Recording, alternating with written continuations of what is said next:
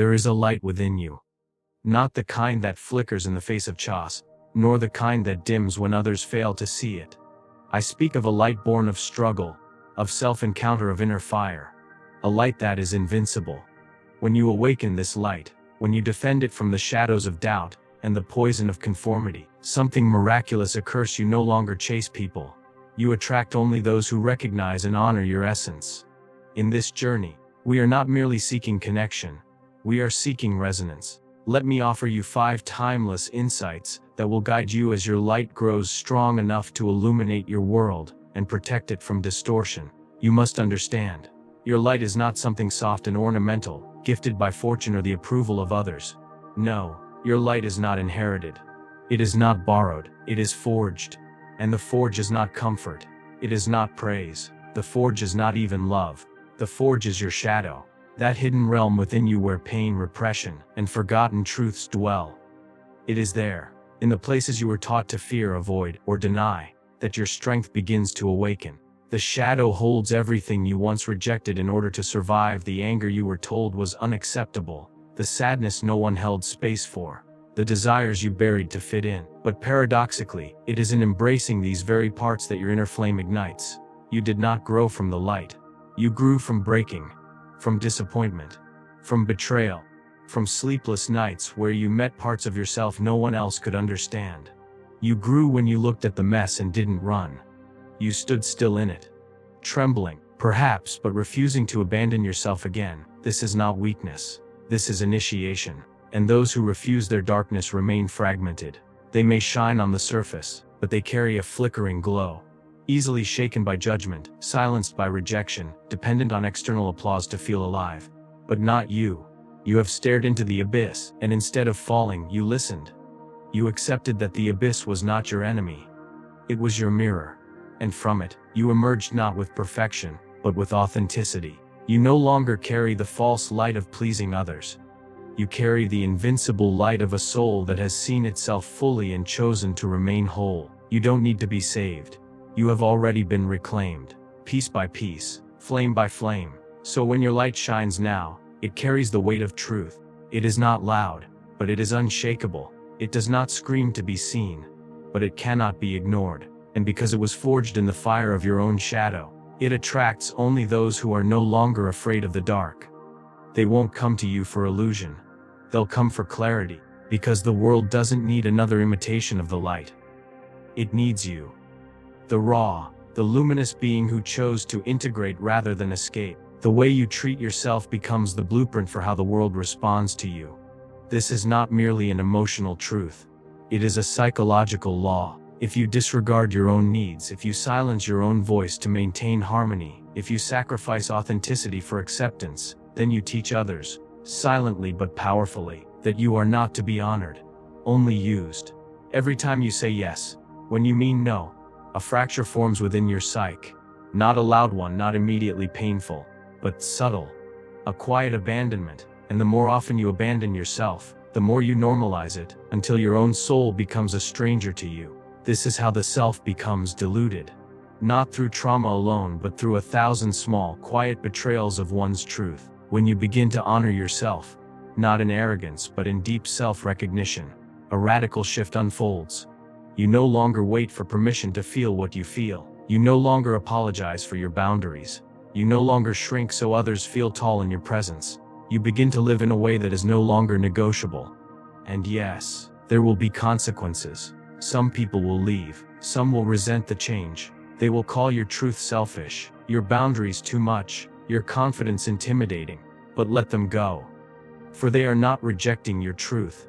They are simply revealing that they were never prepared to love you as you are. They only knew how to love your compliance.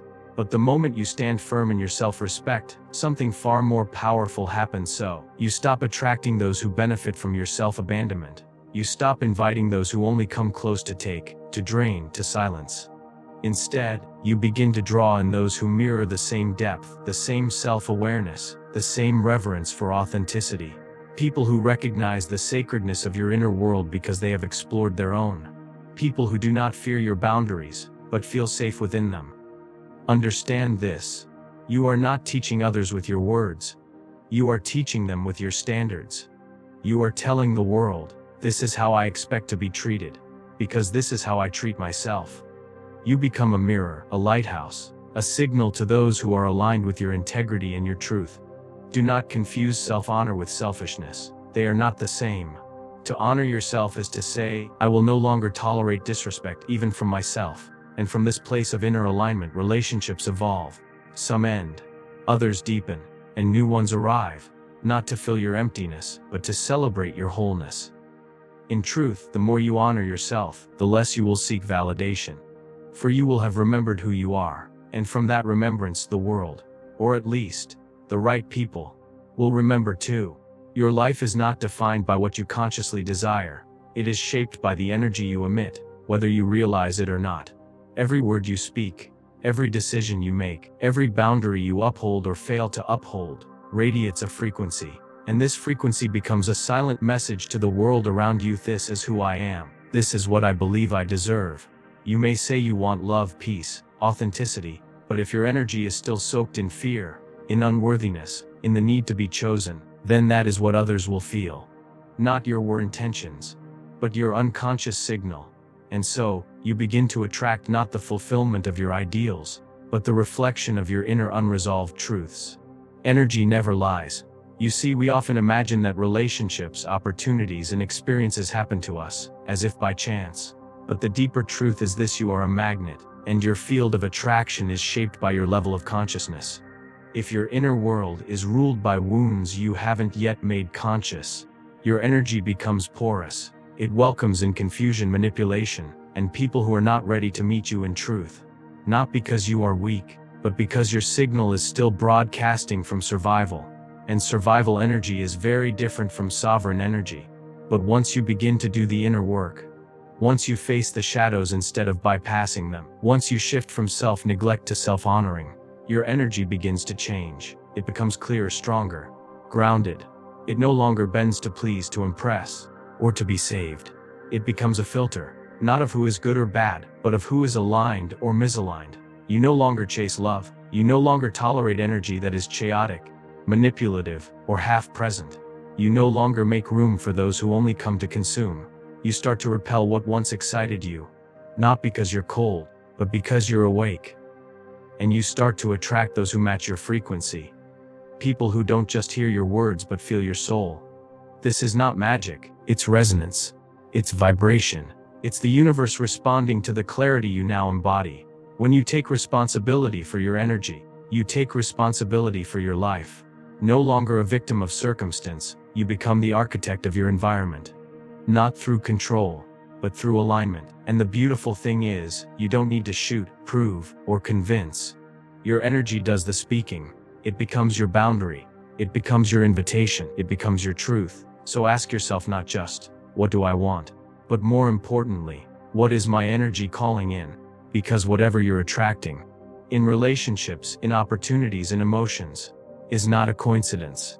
It is a mirror. And when your energy becomes clean, grounded, and sovereign, the mirror reflects nothing but clarity. There comes a point on the path of inner growth where the soul no longer fears solitude but begins to crave it. Not as an escape from the world, but as a return to the self. Solitude is not loneliness. It is a sacred space where the noise of the external world dissolves, and the whisper of your own being becomes audible again. Most people fear this silence, for in it, there are no distractions, only mirrors.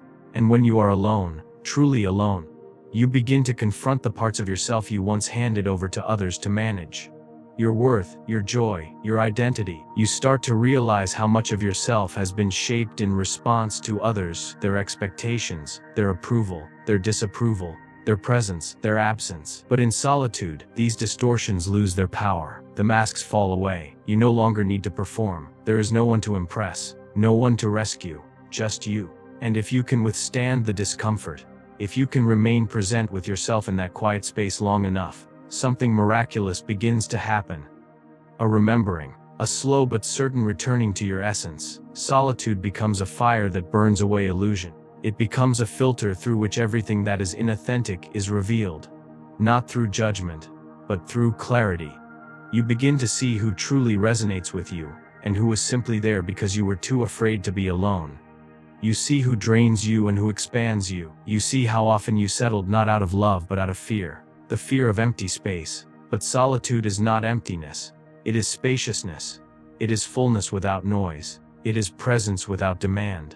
When you choose solitude intentionally, not as an escape, but as devotion, you train your nervous system to feel safe in your own presence. You break the addiction to constant stimulation and learn to regulate from within. And then, something subtle but powerful begins to shift in your energetic field. You stop attracting chaos. Why? Because your inner world is no longer in conflict. You're no longer broadcasting a silent call to be rescued, fixed, or filled. Instead, your solitude radiates strength. The strength of someone who has become whole unto themselves. And the people who once fed off your fear of being alone will drift away. Let them. They were only ever echoes of the parts of you that felt incomplete. What remains, and what arrives, are those who feel like peace, not performance. People who don't try to fill your silence but honor it. People who don't fear your depth but are drawn to it. Solitude, then, is not a punishment. It is a purification. It filters your field. It clears your vision. It aligns your life. And from this sacred space, you will no longer seek company just to feel less alone. You will seek connection that honors the solitude you've worked so hard to build. Because now you know if someone cannot respect the sanctuary of your solitude, they do not deserve a seat at the table of your presence. There comes a moment in every soul's journey when the exhaustion of performing becomes unbearable. You realize that the masks you've worn, the agreeable version of you, the successful version of you, the attractive, pleasing, clever, silent, perfect version of you, have kept you safe, but not whole. They may have won you praise, applause, even admiration, but they've cost you something far more sacred: your authenticity. And here is the paradox. The more you perform, the more disconnected you feel, even in the presence of others. Because they are not seeing you. They are seeing the version of you believed they would accept. And deep down, no matter how convincing the mask, you know the true thing: their love was never for you. It was for the role you played. Carl Jung understood this intimately. The persona, he said, is a necessary mask we wear to adapt to the social world. But if we over-identify with it, we become hollow. We become strangers to our own soul. The tragedy is not that others do not know us. It's that we begin to forget who we are beneath the image. But when you begin to strip away the performance, when you stop bending, hiding, diluting your truth just to fit in, you may notice the world responding in ways that surprise and at times terrify you.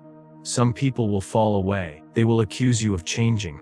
They will say you're distant, difficult, arrogant, cold. But what they really mean is, you are no longer performing the version of you that kept me comfortable. Let them go. Because here is the beautiful true thing: when you stop performing, you begin to attract, not followers, not fans, not enablers, but witnesses. People who feel your truth and recognize it, because they too have walked through the fire of self-remembrance. These are not the people who are impressed by your surface. They are the ones who feel seen by your soul. The right people are not drawn to your perfection. They are drawn to your presence. They are drawn to your scars, not your mask. They are drawn to the way your eyes don't flinch when the truth is spoken. They are drawn to the way your energy makes it safe for them to be themselves. There is no need to prove yourself to them. No need to explain. No need to shrink or shine, just right. With them, breathe. You can be messy. You can be silent. And still, you are loved. But you only find these people when you have the courage to stop performing. It will feel vulnerable at first. Perhaps even terrifying. You'll wonder if being yourself is too much or not enough. But stay the course. Because the only thing lonelier than being alone is being surrounded by people who only love your performance.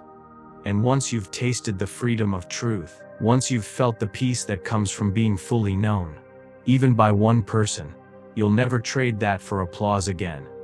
Truth may not win you the crowd, but it will reveal your tribe.